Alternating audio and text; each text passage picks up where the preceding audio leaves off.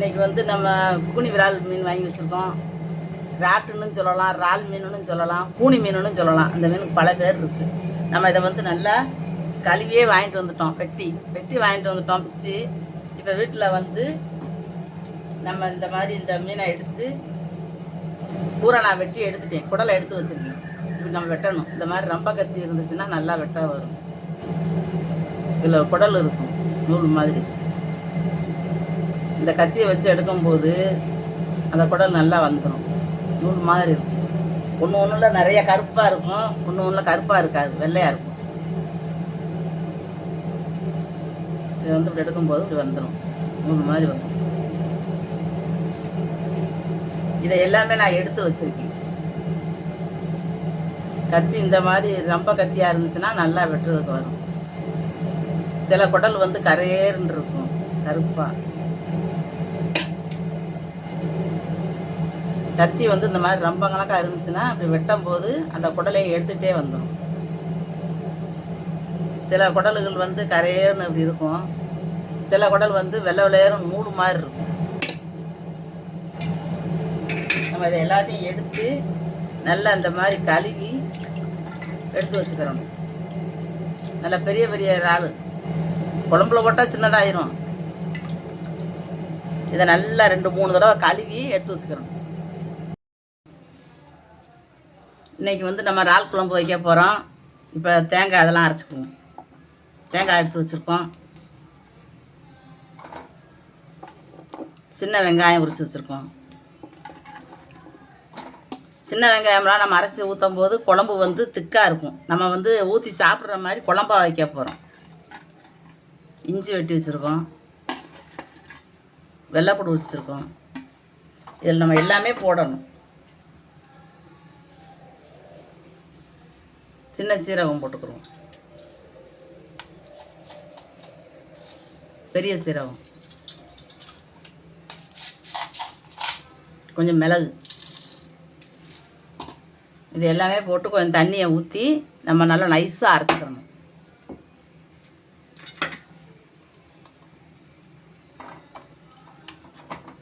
நல்லா கெட்டியாக தண்ணி நல்லா நைஸாக அரைச்சி வச்சுக்கணும். நம்ம எண்ணெய் ஊற்றி வச்சுருக்கோம். கடுகு உளுந்து போட்டுக்கிறோம்.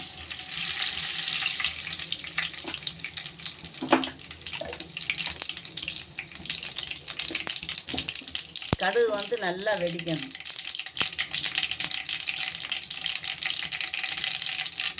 கடுகு வெடிக்காமல் நம்ம எதையும் போட்டுறக்கூடாது. வெங்காயம் போட்டால் கடுகு அப்புறம் வெடிக்காது.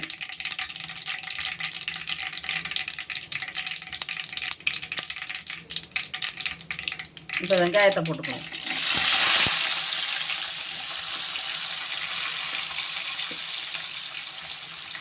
கருவேப்பிலை போட்டுக்குவோம்.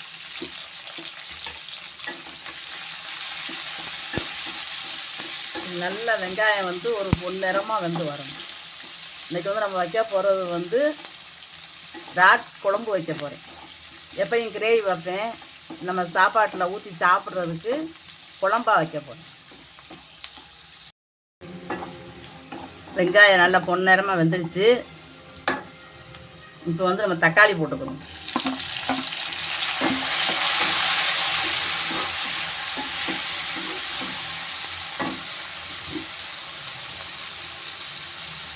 இப்போ உப்பு போட்டுக்கணும். ஏன்னா தக்காளி வந்து வதங்கிறதுக்கு உப்பு போட்டால் சீக்கிரம் வதங்கிடும். கொஞ்சம் மஞ்சள் பொடி போட்டுக்கணும். நம்ம குழம்பு பொடியிலே மஞ்சள் பொடி போட்டிருக்கோம், இருந்தாலும் தனி பொடி கொஞ்சம் போட்டுக்கணும். தக்காளி நல்லா வதங்குற வரைக்கும் நம்ம அதை வேக வச்சுக்கணும். தக்காளி வெங்காயம் எல்லாமே நல்லா வதங்கிடுச்சு. இப்போ வந்து நம்ம உரித்து வச்சுருக்கிற நம்ம இந்த இறால் போடுவோம். இறாலுன்னு சொல்லலாம், ராட்டுன்னு சொல்லலாம். இதுக்கு 2-3 ஒவ்வொரு ஊருக்கு ஒரு பேர் இருக்குது.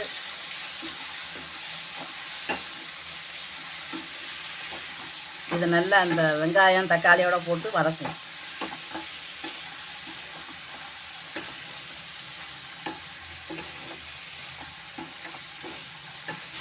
நம்ம அங்கேயே உரிச்சியே வாங்கிட்டு வந்துட்டோம் மார்க்கெட்லேயே. வீட்டில் வச்சு நம்ம உரிக்கிறோம் அப்படின்னா நமக்கு உரிக்க தெரிஞ்சவங்க உரிக்கலாம். ஆனால் அந்த தொலியை கொண்டு போய் உடனே குப்பையில் போட்டுறணும். நம்ம வீட்டில் 1 நாள் 2 நாளைக்கு வச்சிடக்கூடாது. குப்பை வண்டிக்காரங்க வரல வைக்கலைன்னு ரொம்ப வாடை வந்துடும். அதனால் நம்ம வாங்குகிற இடத்துலையே உரிச்சிட்டு தொலியை போட்டுட்டு நமக்கு இதை மட்டும் கொண்டு வந்துடுறது நல்லது.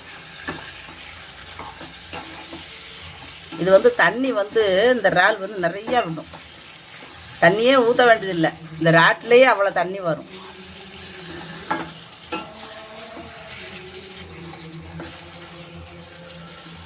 போட்ட செகண்ட்லேயே வதங்கிருச்சு.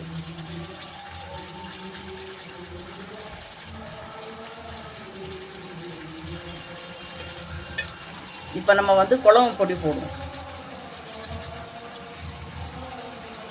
நம்ம குழம்பு பொடி இந்த வட்டம் உரப்பாயிருச்சு. இப்போ வந்து நம்ம சின்ன வெங்காயம், தேங்காய், மிளகு எல்லாம் அரைச்சி வச்சுருக்கோம். இதை ஊற்றிக்கிறோம்.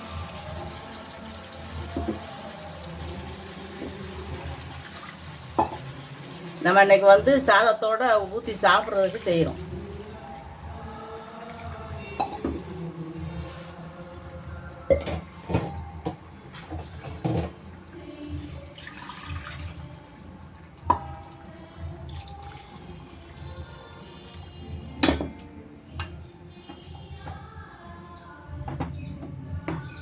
மிளகெல்லாம் போட்டிருக்கனால மிளகு, இஞ்சி எல்லாம் போட்டிருக்கோம்.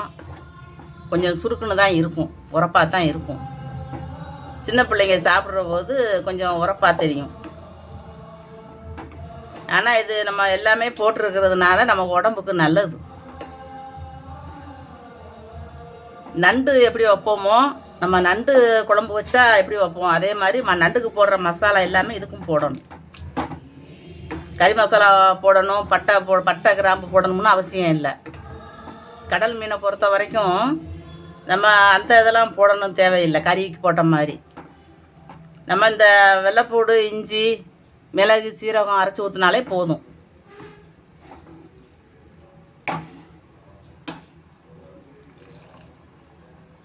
இப்போ இது வந்து நல்லா கொதித்து வேகட்டும்.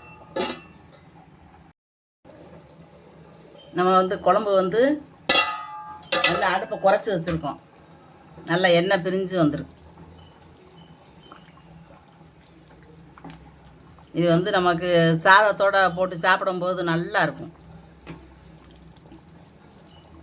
புளியெலாம் இதில் ஊற்றக்கூடாது. தக்காளி மட்டும் நம்ம கூட 2 போட்டிருக்கோம்.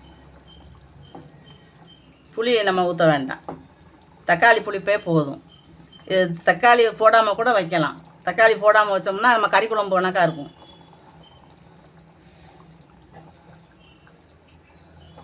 நல்லா இருக்கும். நம்ம எவ்வளோ பெரிய இறால் போட்டாலும் குழம்பு வச்ச உடனே சின்னதாயிரும். இந்த மாதிரி நீங்களும் செஞ்சு சாப்பிட்டு பாருங்கள். குழம்பு நம்ம வந்து கிரேவி இணக்காக வச்சு நம்ம ரசம் வச்சு தொட்டுக்கிட்டு சாப்பிட்டாலும் நல்லாயிருக்கும். இப்படி தனிப்பட்ட முறையில் குழம்பாவே வச்சு நம்ம ஊற்றி சாப்பிட்டாலும் நல்லாயிருக்கும். இப்போ நம்ம அடுப்பை ஆஃப் பண்ணிக்கிறோம்.